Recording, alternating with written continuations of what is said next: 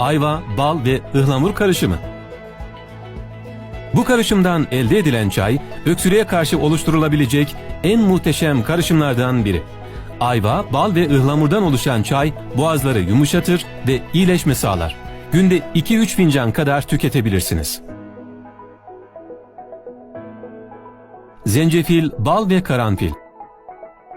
Karanfilin içerisindeki uçucu bileşenler, ağız ve boğaz yolu iltihaplarında, bakteri ve virüslerin yol açtığı enfeksiyonlarda antiseptik ve ağrı hissini azaltıcı etkiye sahiptir.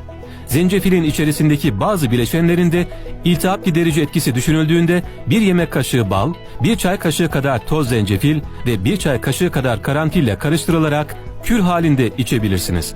Arzu ederseniz bu karışıma limon da ekleyebilir ve günde 1-2 tatlı kaşığı içebilirsiniz.